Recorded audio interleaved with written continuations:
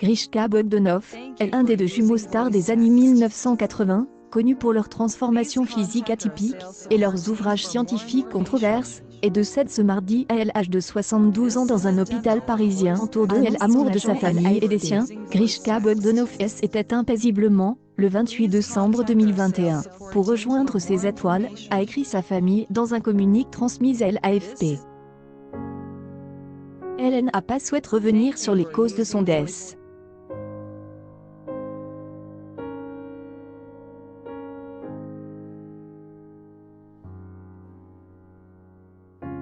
Le temps est à présent au recueillement. Merci, indiqua l'AFP, l'agent des deux frères, en réaction aux informations du Monde affirmant que Grishka était mort du Covid et que son frère jumeau Igor hospitalise pour les mêmes raisons. Rendus célèbres dans les années 1980 par leur émission de science-fiction Temps X sur TF1, où ils évoluaient dans un décor de vaisseau spatial avec leurs combinaisons futuristes, Igor et Grishka étaient ensuite devenus l'objet de railleries pour leur visage profondément transforme, qu'ils avaient eux-mêmes qualifié d'extraterrestres. Leurs ouvrages scientifiques avaient aussi suscité des controverses et ils étaient attiré les foudres d'une partie de la communauté scientifique, critiquant la faible valeur de leurs travaux. Récemment, Grishka Bogdanov avait, avec son frère, un projet de reprise de leur émission culte Temps X avec le groupe Canal.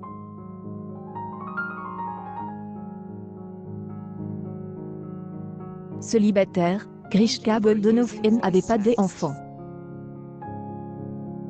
Je viens d'apprendre la disparition de Grishka, je suis vraiment très affecté.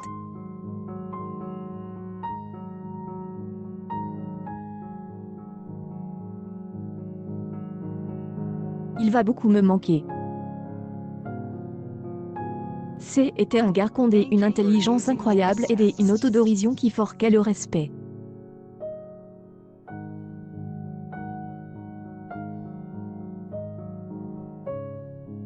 J'y ai des souvenirs de fou avec lui. Je pense fort à Igor et à sa famille.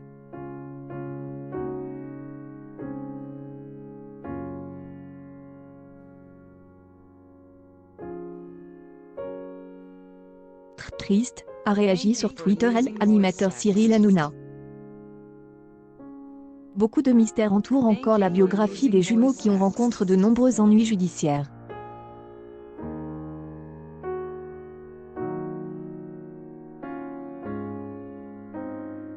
Ils avaient ainsi été envoyés en janvier en correctionnel pour escroquerie. Le procès devait avoir lieu les 20, 21 et 27 janvier 2022.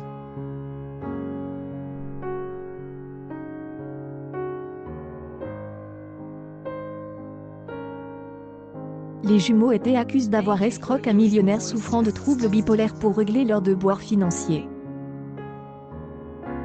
Ils étaient tous deux apparus publiquement le 20 novembre, à la salle Gaveau à Paris, pour animer un débat à l'occasion de la parution du livre à succès Dieu, la science, l'épreuve de Michel-Yves Bouvier et Olivier Bonassi, édition Guitro Daniel.